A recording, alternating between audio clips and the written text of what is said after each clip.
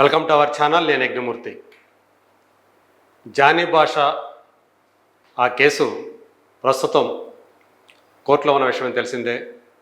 తనపై choreographer Johnny భాష లైంగిక వేధింపులకు పాల్పడ్డాడని చెప్పేసి ఆయన దగ్గర అసిస్టెంట్గా పనిచేసినటువంటి ఒక లేడీ కొరియోగ్రాఫర్ ఆయనపై నార్సింగి పోలీస్ స్టేషన్లో కేసు పెట్టడం,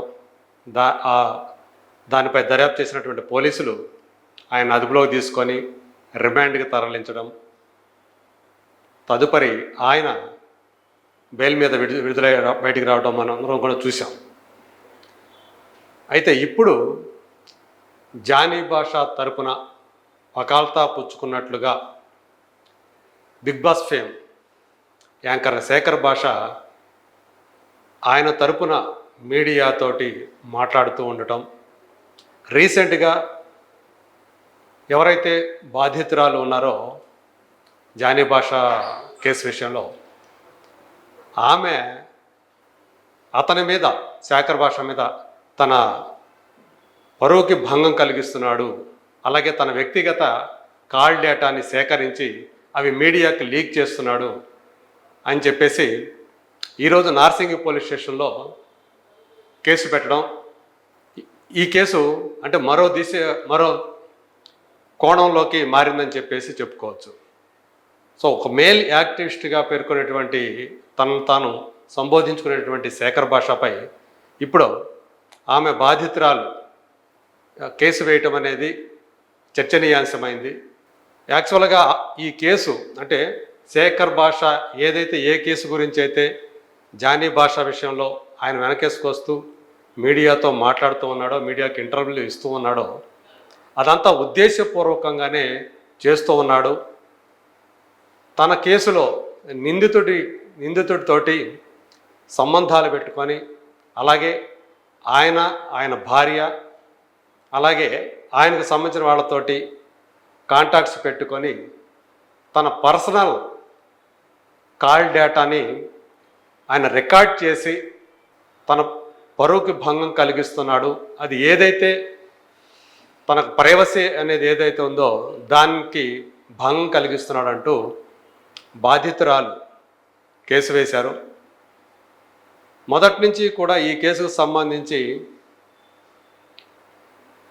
బాధితురాలు అంటే మొదట ఆమె పెట్టిన కేసు ఒకటైతే తన మీద లైంగిక వేధింపులకు పాల్పడ్డాడనే కేసు ఆమె పెడితే, తర్వాత అది పోక్సో కింద మారిన విషయం తెలుసు.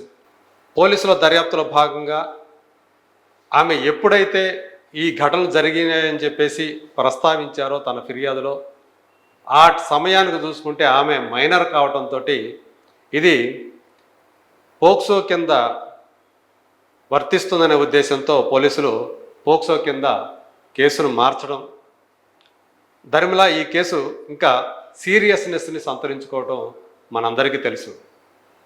ఈ కేసు క్రమంలోనే జానీ భాషకు వచ్చినటువంటి బెస్ట్ కొరియోగ్రాఫర్ అవార్డుని, నేషనల్ బెస్ట్ కొరియోగ్రాఫర్ అవార్డుని కూడా తాత్కాలికంగా కేంద్ర ప్రభుత్వం నిలిపివేయటం,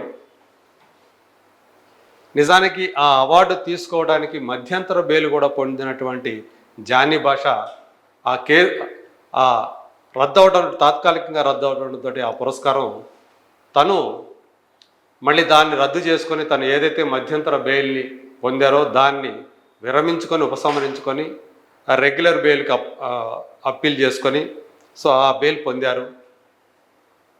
ఈ మధ్యలో జానీ భాషను సపోర్ట్ చేస్తూ పలువురు డ్యాన్సర్లు, కొరియోగ్రాఫర్లు ఆయన ప్రతిష్టకు భంగం కలిగించాలనే ఉద్దేశంతో కొంతమంది కలిసి కుట్ర చేస్తున్నారని కూడా ఆయన తరపు వాళ్ళు ఆరోపణలు చేస్తూ వచ్చారు.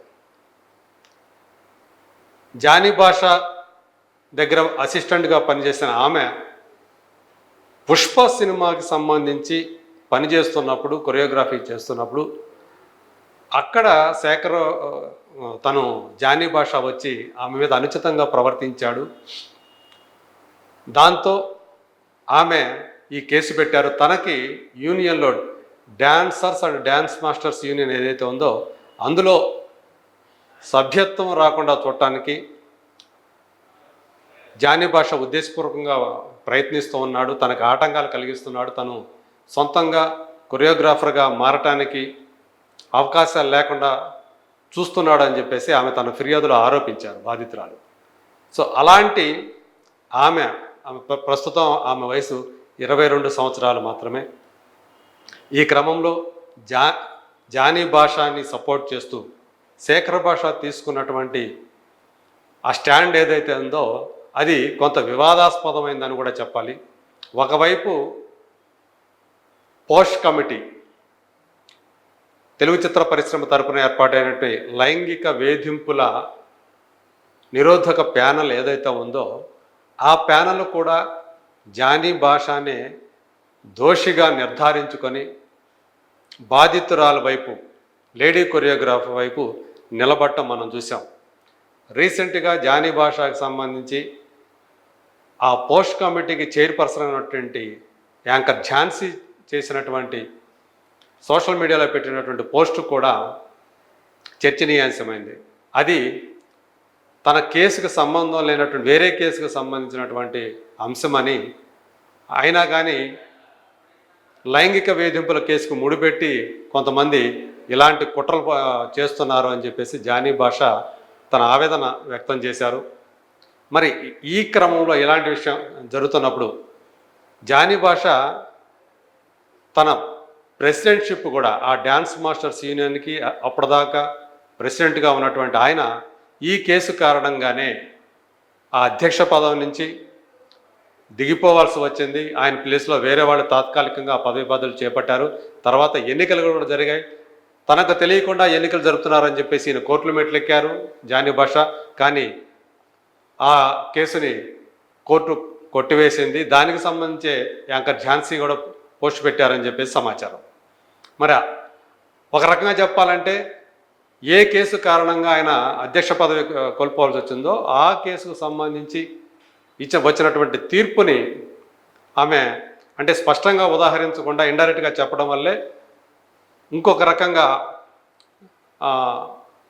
ఆ ఝాన్సీ పెట్టినటువంటి పోస్టు మరో రకంగా అర్థం చేసుకోవడానికి కారణమైందని అనుకోవాలి. సో ఇప్పుడు ఏదైతే శేఖర్ భాషకు సంబంధించి ఆమె పెట్టారో, బాధితురాలు పెట్టారో, సో మరి దీని మీద పోలీసులు ఎలాంటి యాక్షన్ తీసుకుంటారు ఏంటి అనేది చూడాల్సి ఉంది.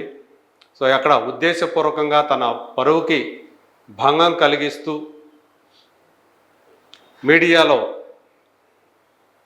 ఇంటర్వ్యూలు ఇవ్వటం, అలాగే తన వ్యక్తిగతమైనటువంటి తన గోప్యతకి భంగం కలిగించే రీతిలో తన ఏదైతే కాల్ రికార్డింగ్ని తాను బయట పెట్టడో అది తన పరువుకి అలాగే తన స్వేచ్ఛకి భంగం అని చెప్పి తన ప్రైవసీకి భంగం కలిగిందని ఆమె పెట్టిన కేసు.